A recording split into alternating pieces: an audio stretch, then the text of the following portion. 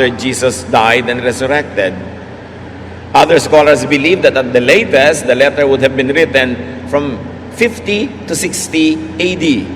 And you must note that it would now be the first work written in the New Testament. It is older than the first gospel, which was Mark, written between 66 to 70 AD. It is important to put this in mind. Ang pagkakaayos po kasi ng New Testament natin, Matthew, Mark, Luke, John, tapos Acts, Romans, etc., akala natin yun din ang chronological order ng pagkakasulat. No. Ang pinakanaunang nasulat, na-compile at na-preserve na literature ng Christianity ay ang mga sulat ni Paul. At ang kauna-unahan dyan, yung Galatians. May kwento, kaya siya sumulat. May background, kaya nagkaroon ng katuruan. At dapat nating unawain ang background na ito. Because by understanding it, you will understand the true ministry of Jesus, which Paul has so clearly taught and fought for.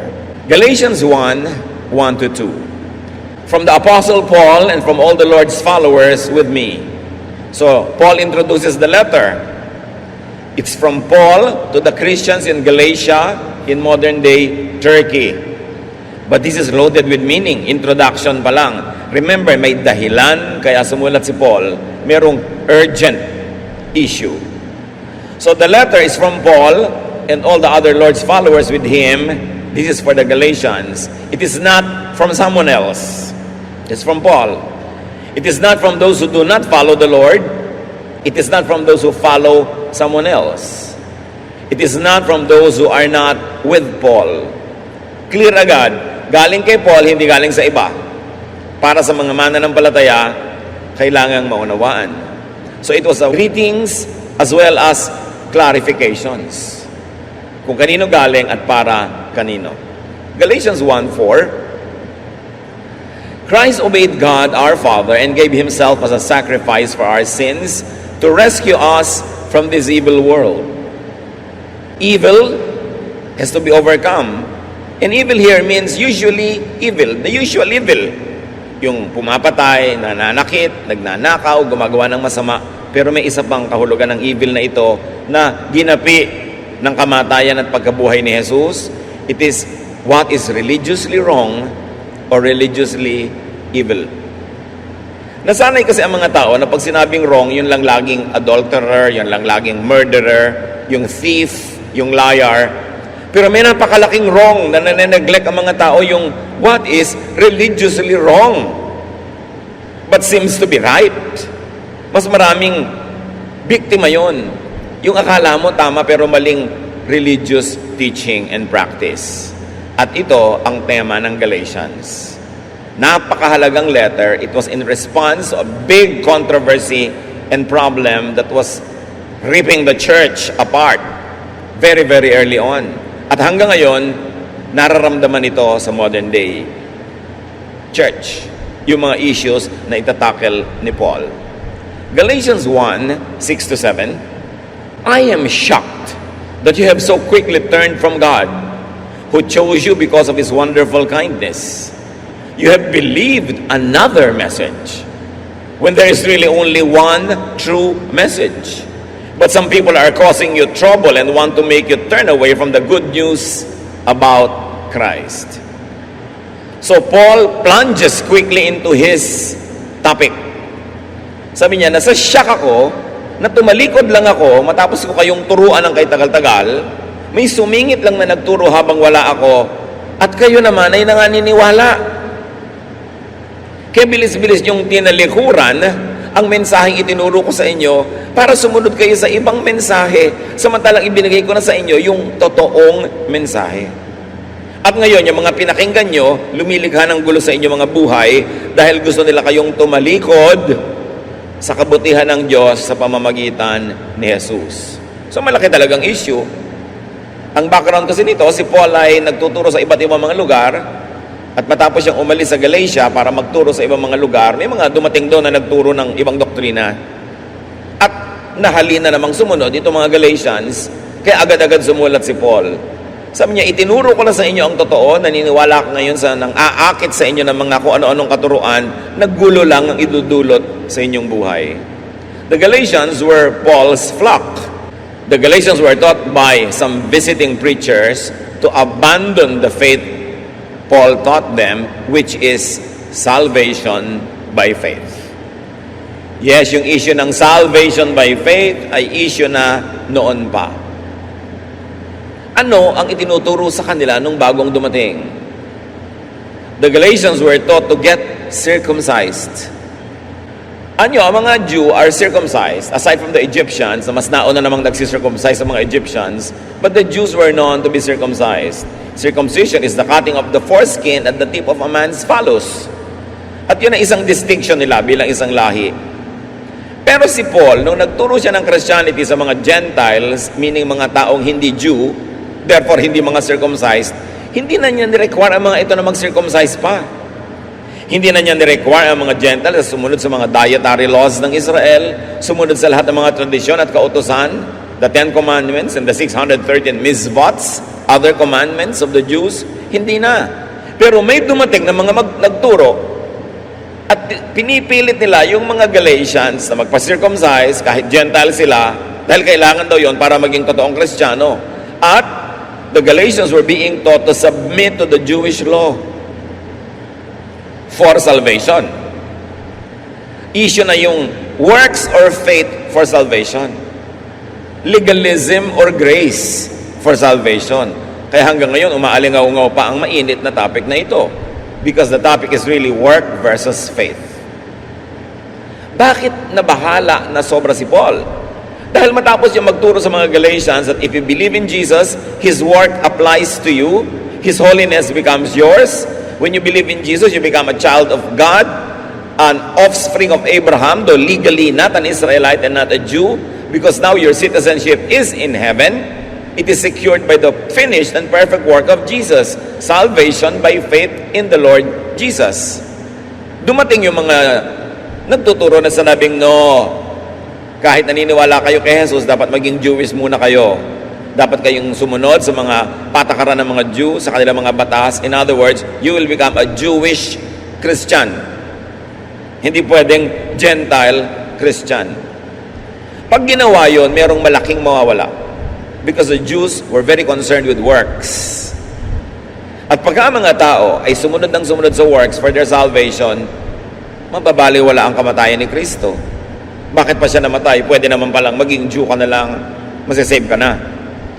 So the true message, sabi ni Paul, would be distorted. And the true rescue and salvation offered by God through Jesus would be voided. Everything nakataya sa usapang ito, everything that is important to Christians. Paano ba talaga nasisave ang isang tao? Sa pamamagitan ng pagsunod sa mga batas ng Israel? Sa pamamagitan ng pagpapacircumcise, sa hindi pagkain ng ganito, sa pagkain ng ganon, sa pagsusuot nito, hindi pagsusuot nun, issue na yon. At pinalaya na ni Jesus ang mga tao mula sa katuruan na yon, kaya nga siya ipinapatay ng mga Jewish leaders. Nawalan sila ng halaga, nawalan sila ng importansya. They were no longer in the center of God's economy. That's why Jesus was killed on the prodding of the Jewish religious leaders. Si Paul nanindigan sa katuruan na yon. At yun ang kanyang ipinaglaban. At ngayon yung kanyang mga converts, mga Galatians at tinuruan, naaakit sumunod doon sa mga Jewish leaders who are saying that they are not enough, kailangan maging Jewish muna sila. Kaya, galit na galit si Paul. Ba't hindi ka magagalit? Nabaliwala ang kamatayan ni Kristo, nabaliwala yung salvation by faith, yung grace of God the Father, available by believing in Jesus. It is everything. All other issues are minor. Galatians 1:8, I pray that God will punish anyone who preaches anything different from our message to you. It doesn't matter if that person is one of us or an angel from heaven. So Paul prescribes punishment for those who preach salvation and spirituality by the Jewish law, by works, no matter who they are. Sabi ni Paul, nawa parusahan ng langit ng matinding parusa ang sinumang nagtuturo sa inyo ng ganitong katuruan na hindi sang-ayon sa dinala kong mensahe sa inyo. Kaya anghel pa yan galing sa langit. Kaya sino pa yung Herodes? Sabi niya, dapat maparusahan ng Diyos. Masyadong concerned si Paul doon sa salvation by faith, sa eternal security of the believer through faith in Jesus. Galatians 1:10, I am not trying to please people. I want to please God. Do you think I am trying to please people? If I were doing that, I would not be a servant of Christ. So hindi ako man-pleaser. Hindi ako concerned sa impression ng iba, sasabihin ng iba. Kasi kung ganun ako, hindi ako pwede maglingkod kay Kristo. Bakit? Kasi ibang-iba nga ang turo ni Kristo sa kaugalian ng Israel. Kasi sabi niya, kung ako magiging servant ni Kristo, talagang maraming hindi matutuwa sa akin. Hindi ako pwedeng magturo para lang matuwa sila sa akin. According to Paul, those who preach salvation by works, by the law, are men pleasers. They were only pleasing the Jews. Even today, many groups and movements exist to please, to imitate, and to promote the Jews. Buksan nyo ang inyong mga mata. Maraming ngayong ganyan din. Ang gusto nila, kopyahin yung mga Jew, kopyahin ang kanilang mga kasuotan, ang kanilang mga tradisyon, ang kanilang mga piyesta, ang kanilang mga gawi at gawa, ang kinakain nila at hindi. Sinabi na nga ni Paul nung araw, hindi nyo kailangang kopyahin kasi Gentile kayo eh. Pinalaya na kayo ni Jesus. At sabi nga ni Gamaliel sa kanyang mga kalahi, tayo man hindi nakasunod sa kaugalian ng ating mga ninuno. Bakit pa natin ipapataw sa balikat ng mga bagong Kristiyano at mananampalataya na hindi naman Hudyo, yung mga bigat na ni tayong mga Israelita ay hindi natin na kayang dalhin? Sabi ni Gamaliel. Kaya nga pinadalhin na ni Jesus. Tapos ibabalik na naman sila sa kanyang mga regulasyon. Bawal kumain ng ganito, bawal magsuot niyan, ganito at ganon. Kaya si Paul, high blood. I want you to know that no one made up the message I preach. It wasn't given or taught to me by some mere human.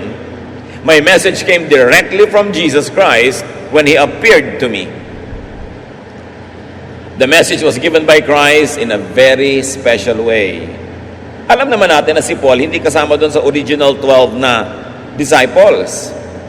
Bakit kinailangan na matapos lamang ang ilang araw, si Jesus ay magpakita kay Pablo para si Pablo ay makonvert at binigyan niya ng mission to teach salvation by grace through faith, very especially to the Gentiles. Dahil hindi ganun ang nagaganap.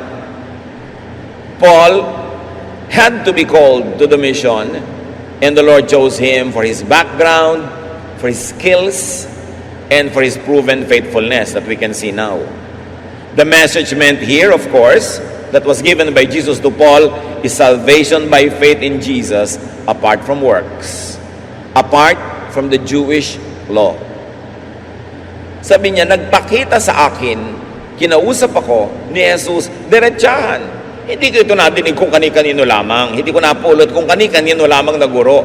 Diretsong ibinigay sa akin ni Kristo. Now, yung message na sinasabi dito ni Paul na talaga namang ipaglalaban niya, hindi yung mga personal teachings niya or preferences on cultural, social, or daily issues of particular people in particular situations. In other words, yung mga bagay na not of universal application, hindi kasama sa sinasabi ni Paul na ito ang itinuro sa akin ni Jesus. Ang talagang itinuro sa kanya na dapat ipaglaban at ituro sa iba, be saved by believing in Jesus. Your faith in Jesus makes you holy in the eyes of God. Your faith saves you. You don't have to work for your salvation. Pero alam niyo naman, syempre, si Paul, palibas at buhay na guro, na nagtuturo sa mga buhay na tao, may mga nagtanong din sa kanya at may mga katuruan din siya tungkol sa mga pang-araw-araw na buhay na hindi universal ang application. At yun kung minsan ay opinion lang niya ang ibinibigay niya bilang isang tao, hindi kasama doon sa inireveal sa kanya ni Jesus yung mga opinion niya. Halimbawa, sa 1 Corinthians 7:12, sabi ni Paul, I don't know of anything else the Lord said about marriage. All I can do is give you my own advice. Said in the New Revised Standard Version, sabi ni Paul, to the rest I say, I and not the Lord, etc., etc. Mga kapatid, dapat malinaw to sa atin. May mga itinuro si Jesus kay Pablo, diretsahan, person to person, na mahalagang ituro at ipaglaban. Yun ang everything. And that is, people are saved from sin, from the punishment of sin, from the power of sin by believing in Jesus. That the work of Jesus is enough to pay for the sins of all people, of all time, in all places. Yun ang mahalagang revelation. Pero dahil si Paul ay buhay na teacher, dealing with living people, may mga issue pa siya na iba na ni-raise at pinag-usapan tulad ng magbebelo ba ang mga babae or not, gaano ba kahaba ang buhok ng mga babae, ano ba ang behavior ng ganito, ng mga mag-asawa. Hindi nakasama yun sa major doctrine. Yun ay ethical, cultural issues, pang-araw-araw na buhay na ngayon ay sundin mo kung tama sa iyong buhay, kapakipakinabang sa iyo at angkop sa iyong kalagayan. Pero kung hindi na, hindi yun mandatory, hindi yun kasama sa ini-reveal na dapat ipaglaban hanggang kamatayan. So dapat meron tayong pag-a-assign ng value, ng bigat, ng timbang sa mga katuroan. Merong mga mandatory at yan yung ni-reveal ng Diyos diretso kay Jesus. Meron naman na preferred. Ibig sabihin, well, mas kaibig-ibig na gawin mo ito sa iyong buhay, lalo't kung makakabuti sa iyo, pero hindi para ikamatay o ipagpakamatay o ilaban ng patayan, kasi hindi naman salvation yung issue. Kung ano lang ang kakainin mo, pagka ganitong okasyon, ano lang ang isusuot mo, hindi yun kasama sa malalaking issue. At merong matatawag tayong optional, ang pagsunod. Sabi nga ni Paul, tungkol naman sa mga isyong mag-asawa, wala na akong ibang nalaman pa na sinabi ni Jesus sa akin, pero ako bilang Pablo, bilang taong may karanasan, etong opinion ko, sasabihin ko sa inyo. Therefore, hindi na dapat ipaglaban ng patayan yun, sundin mo na lang kung bagay sa'yo, angkop sa'yo, at makakabuti sa mga sangkot. Hindi lahat ng sinabi ni Paul tungkol sa kaliliitang bagay ay ilalaban ng patayan, pero merong dapat na talagang panindigan. Yun ang nireveal sa kanya at ipinaglaban niya, salvation by faith. Pinakakadiin-diin ko ito mga kapatid dahil ito hanggang ngayon, issue today. Dapat maintindihan natin ang pinagmulan ng issue na, Tito, nawawala po ba ang salvation or not? Losing salvation ba kayo o eternal? Issue yan dahil ang salvation na losing depends on works. Pag sinabing eternal, depends on faith. Ang laking pagkakaiba nun at yun ay humahati sa maraming mananampalataya today. Magkakaiba ang timbang ng turo, hindi pare-pareho. Si Jesus man, sabi niya sa Matthew 23:24, sabi niya sa mga Pharisees, you blind leaders, you strain out a small fly but swallow a camel. Sa niya, minamaliit nyo ang malaki tulad ng kamelyo at may maliliit na bagay. Minamalaki nyo, sinasala nyo pa, ayaw nyong mainom ang maliit na kulisap, pero lumululon kayo ng buong kamelyo. Ibig sabihin ni Jesus, may mga bagay na malaki at may maliit. Ibagay nyo naman kung paano nyo papahalagahan sa pagtuturo at sa paggigiit ng mga katuruan na yon. So, everything said, the message that Paul was fighting for was not about daily life, about cultural life, about fashion, about hair, about social relationships of people. No. He was fighting for the important thing, that people are saved through faith, not by becoming Jews, not by obeying the laws of the Jews, and not by killing yourself trying to obey all the laws because you cannot anyway. It's really important. Galatians 1:13-14. You know how I used to live as a Jew? I was cruel to God's church and even tried to destroy it. I was a much better Jew than anyone else my own age. And I obeyed every law that our ancestors had given us. So sinasabi ni Paul, alam nyo, kung sa pagiging Jew din lang at pagiging Jew, papunta pa lang kayo, pauwi na ako. Bihira kung meron man na makakapantay sa performance ko bilang Jew. Sinunod ko lahat yan. Nag-aral ako sa paanan ni Gamaliel, lahat ng katuruan sinunod ko. So Paul was the ideal Jew and follower and implementer of the law. In other words, sabi ni Paul, yung mga nagmamagaling na Jew na yan, ang sasabihin ko lang sa kanila, papunta pa lang kayo, pauwi na ako. Been there, done that. Alam na alam ko ang pasikot-sikot ng pagiging Jew. Pero sabi niya, alam nyo, kinatagpo ako ni Jesus. Tinuruan ako, tinawag ako upang magturo. Bakit kaya? Dahil hindi tinuturo nito mga naiwan na dapat magturo? Why did Jesus have to appear to Paul and commission him when there were the original disciples anyway? There was a thriving church in Jerusalem at that time. Why call Paul? What necessitated that?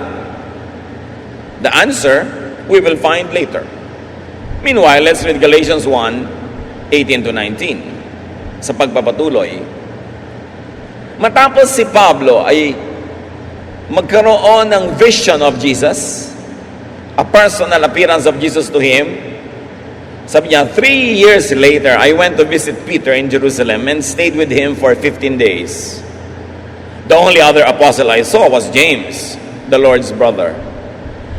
So 3 years after Paul's conversion, dun pa lang siya nagkaroon ng direct contact with the church leaders in Jerusalem. He went to Jerusalem and stayed with Peter.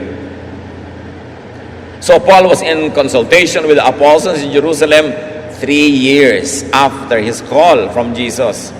And for only 14 short days or 15.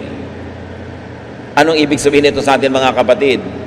That his teachings did not come from the Jerusalem apostles.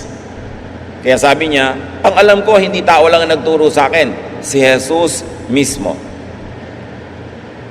So for 3 years after his conversion, independent of Jerusalem officialdom, he was teaching people about Christ. Kaya dumami yung churches in the Gentile world. Galatians 2:1. Matapos yung unang meeting niya sa Jerusalem, 14 years ang lumipas. 14 years later, which means 17 years after his conversion, I went to Jerusalem with Barnabas. Paul's only other meeting with the Jerusalem apostles happened 14 years later. So in 17 years, 2 beses lang niyang nakapanayam ang mga leaders sa Jerusalem. Paul was working independently from the church in Jerusalem. That is the obvious conclusion. What was he teaching? Ano ang itinuturo niya? At sa kabilang banda, what were they teaching in Jerusalem? Ito ang issue ng Galatians. Galatians 2:1 to 5. I also took along to Jerusalem Titus. He was a Greek, but still he wasn't forced to be circumcised. We went there because of those who pretended to be followers and had sneaked in among us as spies. They had come to take away the freedom that Christ Jesus had given us, and they were trying to make us their slaves. But we wanted you to have the true message. That's why we didn't give in to them, not even for a second. May dahilan. Kaya pumunta si Pablo sa Jerusalem 17 years later after conversion and 14 years later after the first meeting. Ang mga followers niya, ang mga disciples niya, ang mga leaders niya, mga Greek, mga Gentiles, therefore hindi circumcised, hindi Jews. Sabi niya, at saka yung si Titus, hindi kahit kailan namin yan pinilit na magpa-circumcise. Pero, may nakipagmabutihan sa amin, nakihalubilo sa amin, at minanmanan ng aming mga buhay at nalaman nila na hindi pala circumcised itong si Titus at nililikhaan nila ng napakaraming gulo at gusto nila si Titus sa katandaan na nito magpatuli pa para maipatunayan na siya ay mananampalataya ni Jesus. At hindi ko papayagan yan, kaya pumunta ngayon si Pablo sa Jerusalem para i-explain ang bagay na yon. Sabi ko, malaya na kami sa mga batas ng mga Jew. Gusto nyo pa kami maging alipin muli, pinalaya na nga ni Jesus. Binigyan ko na nga yung mga tao ng true message. Gusto nyo ngayon ibalik sa Judaism yung mga tao? So Jesus appeared to Paul and gave him the true message. And that message was freedom from the law. The Jerusalem leaders wanted to take away that freedom, but Paul didn't give in. Sabi niya, alang-alang sa inyo, sa kalayaan ninyo, at alang-alang sa katapatan sa kamatayan ni Jesus, at sa kabutihan ng Diyos Ama sa langit, na gusto kayong palayain, nanindigan kami, hindi kami bumigay kahit saglit. Can you imagine standing against this opposition of the established leaders and leadership? The particular issue was circumcision.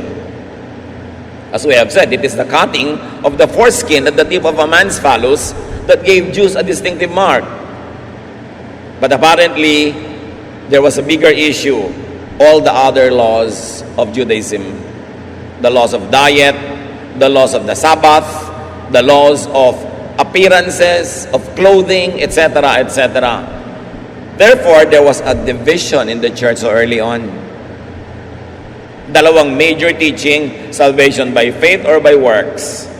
Magiging Christian ka just as you are o kailangan maging Jew ka at Jewish. Yun ang issue. So the general and universal issue was law or works or grace. Alin ang pagpipilian mo? Jewish Christianity or Gentile Christianity? We must take note that Paul was not making the Jewish believers Gentile. Hindi niya sinasabi sa mga Jews na Christian, magpaka-Gentile na lang kayo. No. But the Jerusalem leadership was making the Gentile believers Jewish. Sabi ng mga Jewish Christian, Gentile kayo, maging Jew muna kayo. Observe all our customs and traditions para kayo maging totoong Kristiyano. Could this true message be the reason why Jesus appeared to Paul? Because some leaders of the Christian community so early on were reverting to the law, abandoning Jesus' teachings on freedom from the law, at dapat ay grace na. Could this be the reason why Paul was instead taken to the third heaven to receive revelations and was sent to preach? It's very interesting, this third heaven revelation. 2 Corinthians 12, 2-4. I know about one of Christ's followers. Of course, Paul was talking about himself in the second person, who was taken up into the third heaven 14 years ago. I don't know if the man was still in his body when it happened, but God certainly knows. As I said, only God really knows if this man was in his body at the time. But he was taken up into paradise, where he heard things that are too wonderful to tell. Paul was telling his own experience. So, 14 years ago, I was taken to the third heaven. But it was such a new dimension that I was not aware if I was taken bodily or only spiritually. But I was taken to the third heaven where none of you have gone. And I was taught by God Himself of wonderful things that are too big for small minds, too wonderful to tell to everyone. It was a most special impartation. Therefore, universal teaching yun. Alangan man din nila pa sa third heaven para pag-usapan lang yung mga buhok, mga damit, mga kakainin. Kaya sinasabi natin, may teaching si Paul na cultural, optional, pwedeng preferred, but not to die or kill for. Ang to die or kill for, yung major teaching na itinuro sa kanya, that men are free from the law, they can approach the throne of God through the blood of Jesus, that by believing in Jesus, their sins are forgiven. By non-performance, they become holy because the holiness of Christ is given to them for free when they believe. Yun ang to die for na message. And Paul died for that message. Now, back to the story, Galatians 2:6. Some of them were supposed to be important leaders, daw leaders sa Jerusalem. But I didn't care who they were.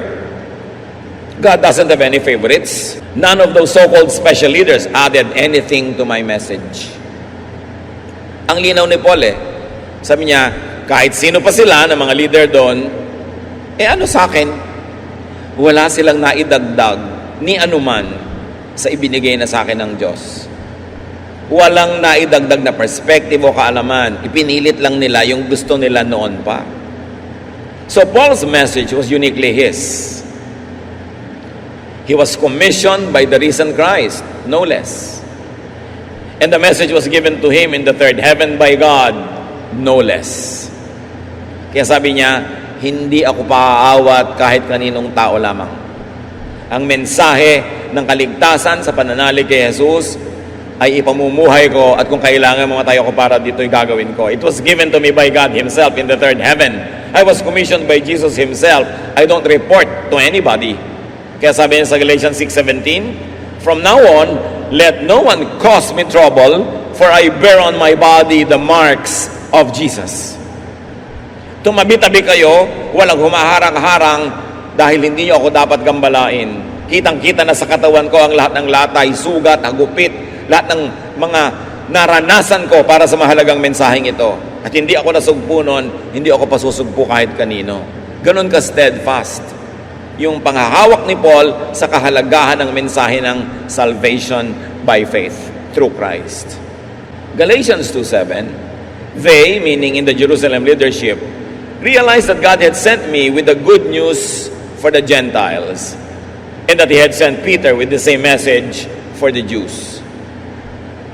Good news. Dito galing mga kapatid yung word na gospel. Pag sabing gospel, ibig sabihin good news. Ano yung good news? Salvation by grace. That is good news. Ang kabaligtaran nito is salvation by works. That's bad news. Because you cannot work hard enough to be saved. You cannot obey all the law all the time. So yung naniniwala ng salvation by works, bad ang news mo. Kasi kung takot-takot na trabaho ang gagawin mo buong buhay, kulang pa rin. Bakit good news yung salvation? Kasi yung trabaho ginawa na ni Jesus. Kasi magiging banal ka na pag nanalig ka. Lilipat sa iyo yung kabanalan ni Jesus. Magiging anak ka ng Diyos. Magiging apo ka ni Abraham by believing in Christ. Kaya, good news. Dumali. Salvation is free, but it is not cheap. Jesus paid for it with His life. And Paul would be paying with his own dear life for this message. Galatians 2:9, James, Peter, and John realized that God had given me the message about His undeserved kindness. And these men are supposed to be the backbone of the church. Sabi niya, alam niyo, yung mga tatlong leader doon na pinakamatataas, napagtanto din nila, matapos ko ipaliwanag na tinawag ako ni Jesus para ituro yung kaligtasan na hindi naman bagay tanggapin ng mga tao, pero ibinibigay ng Diyos dahil mabait ang Diyos. Sabi niya, noon lang nila naisip yun. Sila to mga leader, sila pa naman yung mga leader. They were supposed to be the backbone of the church. And I had to explain it to them. So sabi niya, finally pumayag sila na sige, sugo ako ng Diyos sa mga Gentile at si Pedro at sila, sugo sa mga Jews. In other words, may kanya-kanya silang gagawin kasi magkaiba yung audience. Therefore, magkaiba yung treatment sa mga Jewish Christians at iba sa mga Gentile Christians. Ang totoo, mas madali. Kaya nga, good news. Magtataka ka naman kahit ngayong araw na to, marami na ngang Gentile Christians, pinipilit pa ngayong maging Jewish Christians na naman. Di kailangan na naman nilang sundin lahat ng batas, ang lahat ng kaugalian na pinalaya na nga ni Jesus yung mga tao mula doon. Kumbaga para kang tinanggalan ng tali, eto ka ngayon, nagbo-volunteer patali uli. Dahil nakikidyo ka, nakikiuso, nakikisunod. In AD 70, una muna, when Jesus died and lived again, God had set the people of Israel free from the law by believing in Jesus. But they rejected Jesus. Many of them anyway. Kasi sila Peter, Jew din naman, pero naging Christian. So, itinitigil na ng Diyos Ama sa langit yung hirap ng pagsunod sa law na ipinagpipilitan ng mga Jews. Kaya si Jesus, ang tinanong, what is the most important commandment? Sabi niya, love God and love your fellow men. Hindi naman niya sinabing, observe the Sabbath, don't eat this, don't eat that. Pinalaya na niya yung mga tao sa mga yon. At buong buhay niya, Sabat na Sabat, nagtatrabaho siya. Pinapakita niyang malaya na kayo. Dapat kung anong mabuting gawin, yun ang gawin kahit anong araw. Kaya nagalit nga sa kanya yung mga religious leaders. So, noong ang Panginoon ay namatay at nabuhay na muli, pinalaya na yung mga Israelites from sacrificial religion. Yung lagi nagsasacrifice sa mga hayop para dumugo ito, para mamatay ito, para mapatawad yung mga nagdarasal doon. Pinalaya na sila because by one single sacrifice, Jesus carried in His body the sins of the world, paid for it perfectly, and gained redemption for everyone. Pero marami pa rin nagpilit. Tuloy pa rin ang kanilang sacrificial service. Kaya noong AD 70, when the Jews revolted against Rome, Rome destroyed the temple forever. When the temple was destroyed, there could be no more sacrifices that could be done. The Jewish sacrificial system died. Kasi kung hindi mawawala yung temple, ipagpipilitan pa rin nilang ituloy. Kaya nga yung temple na may kortinang humahati sa mga tao at sa Diyos, hindi pwedeng pumunta yung mga tao sa kabila ng kortina na yon, Nahati yun mula taas hanggang baba nung si Jesus ay namatay sa krus. Ibig sabihin, wala nang kurti-kurtina. Wala nang hati-hati. Hindi na kailangan yung division na ito yung common place, holy place, the most holy place. Wala nang ganun. Everybody can approach God directly through Jesus. People can be saved by believing in Jesus. There was no more need for sacrifices. Tinuloy pa rin nila, the Lord allowed the temple to be destroyed. Ngayon, eto na naman yung mga mahilig sa Israel. Gusto na naman nilang buuin yung templo. Para ano? Para mag-service na naman doon, para mag-sacrifice na naman. Hindi na baliwala na naman yung kamatayan ni Jesus. Kung aalamin lang ng mga Kristiyano ang history, kahit walang theology, history lang, makikita nila, winakasan na ng Diyos yung sistema na yan dahil sobrang magpahirap sa tao. Sobrang mag-control. Pinalaya na ni Jesus at pinagpapahinga niya ang mga tao. Kaya sabi niya, come to me all of you who are tired. Tired from what? Tired from the temple. Tired from too much religiosity. Niya, come to me all of you who are tired and heavy laden, and I'll give you rest. Take my yoke upon you. I will give you rest. My yoke is easy. My burden is light. Pag na-realize natin yan, you will fall in love with Jesus more and more. And you will be more relaxed. At mabait ka pa sa kapwa-tao mo kasi hindi ka parang Jewish Pharisee na laging law, bawal, ang laman ng utak. Galatians 2:11-12. When Peter came to Antioch, I told him face to face that he was wrong. He used to eat with Gentile followers of the Lord until James sent some Jewish followers. Peter was afraid of the Jews and soon stopped eating with Gentiles. Nakita nyo ito? Si Peter, palibhasa tinuruan na ng Diyos na kumain ng mga unclean food sa tingin nila, pinapunta sa bahay ni Cornelius who was a Gentile, alam na niya na pwede nang gawin yon. Pwede nang kainin yung mga dating bawal. Pwede nang makipagmabutihan, makiisa sa mga Gentile believers. Yung mga Jewish Christians, ayaw pa rin nila. Hindi pa rin sila papayag na pupunta ka sa bahay ng Gentile, makisalo ka sa pagkain sa hapagkainan ng mga Gentile. Pero si Peter, palibhasa tinuruan na yan ni Lord. Nagkaroon pa siya ng vision sa Joppa. Ginagawa na niya. Pero anong ginawa ni Peter? Nung dumating yung mga tao na padala ni James, bigla siyang tumayo, umalis siya sa mesa, nakasama niya, kasalong kumakain ng mga Gentile, at lumipat siya sa mesa ng mga Jew lamang. Kaya siya nirebuke ni Paul. Sabi niya, ano ka? Alam mo na pwede, ginagawa mo na.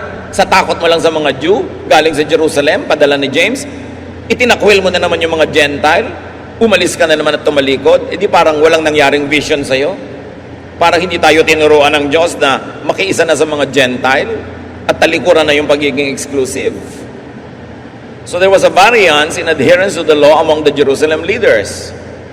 Remember that Peter had the Joppa vision and he was sent by God to eat with Cornelius, but now under pressure from the Judaizer faction, he stopped doing that.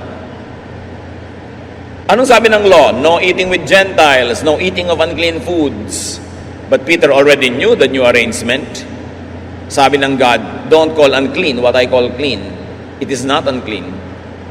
At sabi ng God sa kanya, go and eat with Cornelius. He was a Gentile.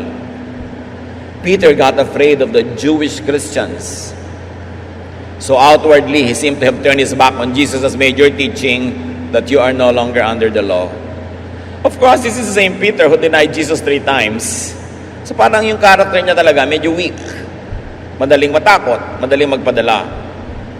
So it is important to remember Acts 10:34-36. Si Pedro mismo ang nagpatotoo, now I am certain that God treats all people alike. God is pleased with everyone who worship Him and does right, no matter what nation they come from.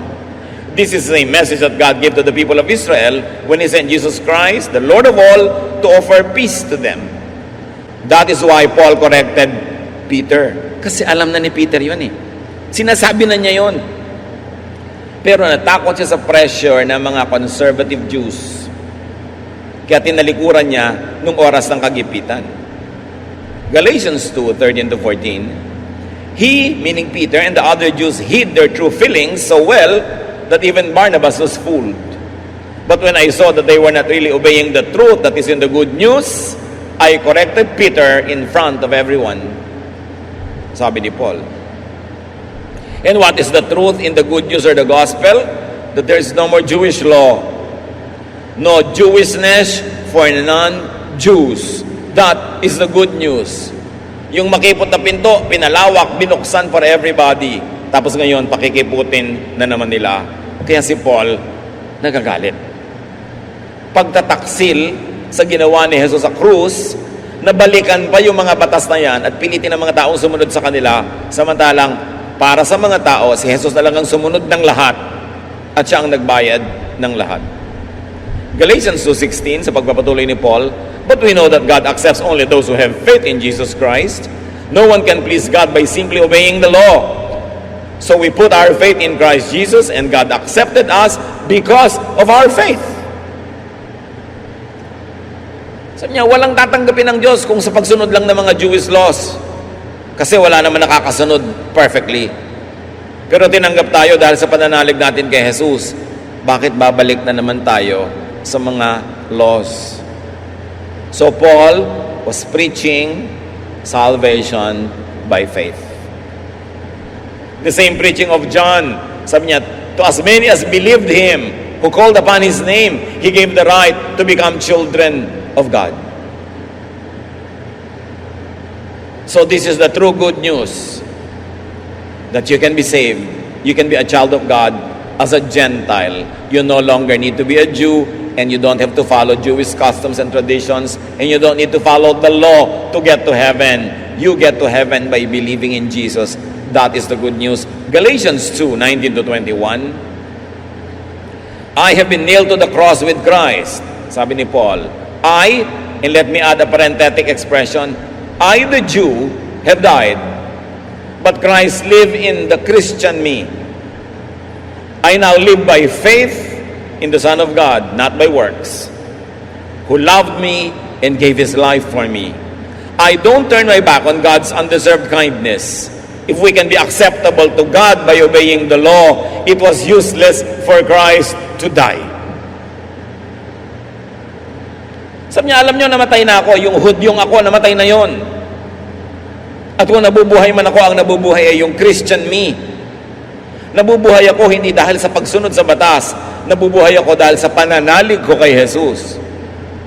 At sabi niya, paki-explain niyo sa akin, kung pwede naman talaga pala tayong maging katanggap-tanggap sa Diyos sa pamamagitan ng pagsunod sa mga batas na yan, bali wala ang kamatayan ni Kristo, di dapat sumunod na lang tayong lahat. Ba't pa siya na abalang mamatay?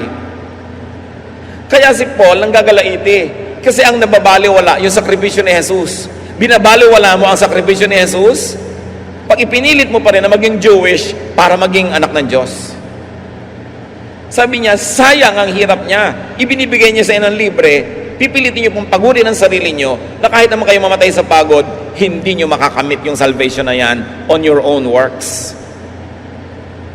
That was how important it was to teach and insist on salvation by faith. To insist on Gentile believers not having to become Jewish. Tapos ngayon, ipapauso na naman na maging Jew. Ligaw na ligaw. Kaya kailangan pag-aralan. Kaya kayo mga kapatid, paminsan-minsan, kung serious yung pag-aaral, seriously nyo rin. Hindi laging gusto nyo yung nakakatawang message, no? Tawa na, aliw na aliw kayo dyan. Dapat nag-aaral din tayo ng mahirap. Kasi pinaghirapan ni Jesus yan. Galatians 3:1-2, alam niyo sabi ni Paul, you stupid Galatians, has someone now put an evil spell on you? Kung naghahanap kayo ng mas malambot na version, yung mas sugar-coated, wala kayong makikita. Lahat yan yun. Kasi yan ang sabi ni Paul, mangahangal kayo. May nangkulam ba sa inyo? Sabi niya, para kayo nakulam Naturuan ko na kayo ng salvation by faith, ngayon works na naman. Gentile lang nga kayo, magpapa-Jew pa kayo, para kayo mga nakulam. How would Paul call present-day Christians who try hard to look and appear Jewish, who try hard to preach to and impose Jewishness on Gentile believers? Same word, siguro sasabihin ni Paul. Sabi niya sa verse 2, I want to know only one thing. How are you given God's Spirit? Was it in obeying the law of Moses? Or by hearing about Christ and having faith in Him? So, naranasan nyo na ang Espiritu ng Diyos.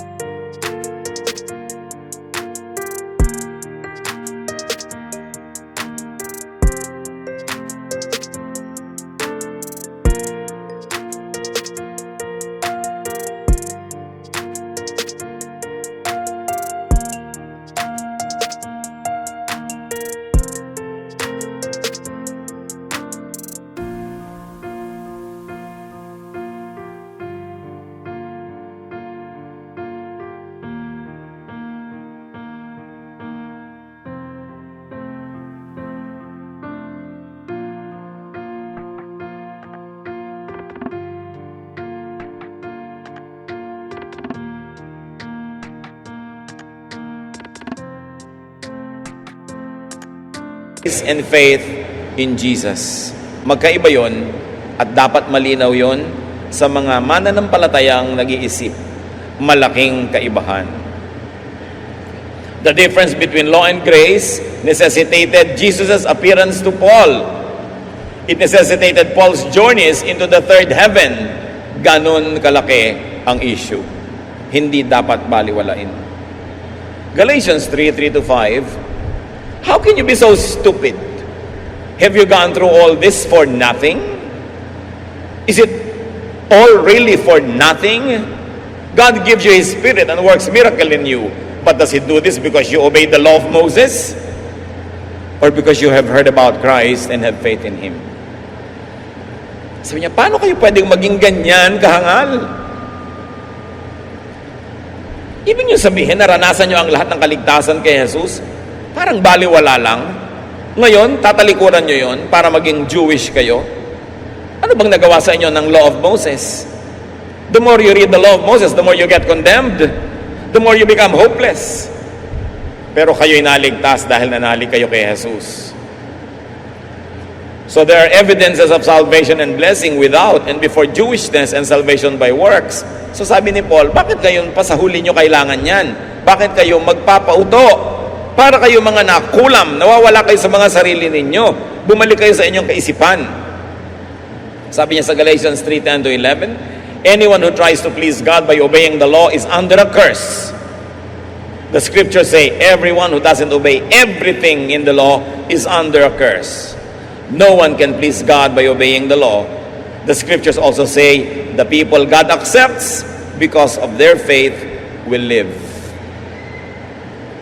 Alam niyo ba, sabi ni Paul, na ang mga sumusunod sa law ay nasa ilalim ng sumpa? Anong sumpa?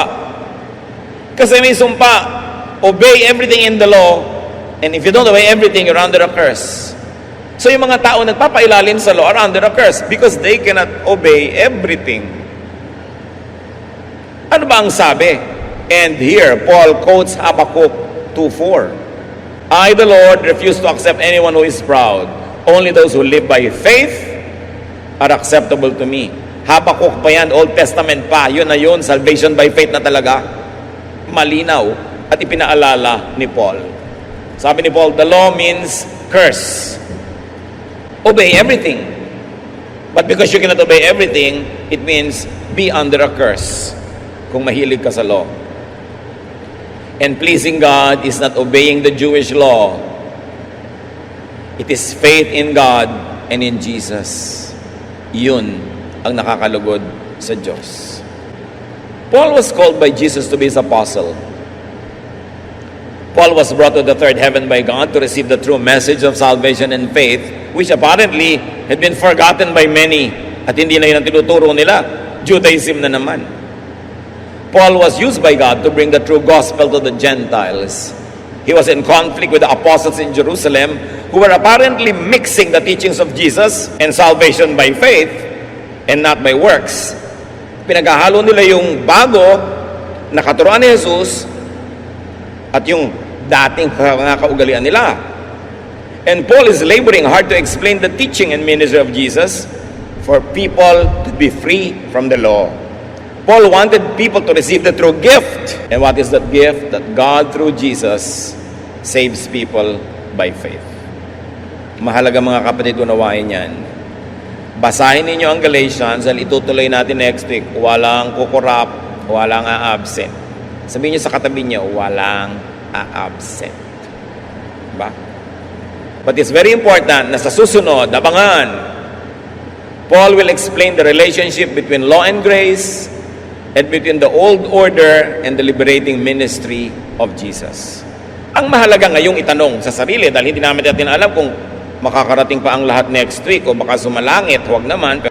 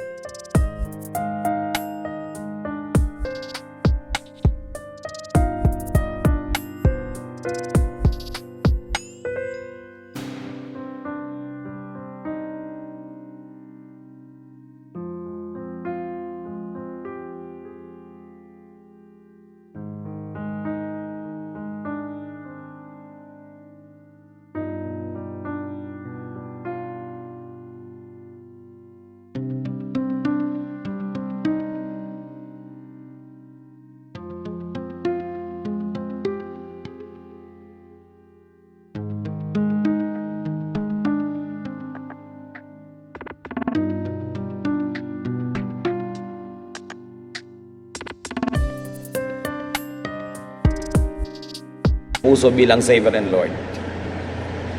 Naniniwala ba kayo na si Jesus ay anak ng Diyos? Na siya'y namatay para sa ating mga kasalanan? Na pag kayo naniwala at nagpaligtas sa Kanya, ligtas na nga kayo, wala na kayo ibang gagawin, hindi nyo kailangan maging Jew.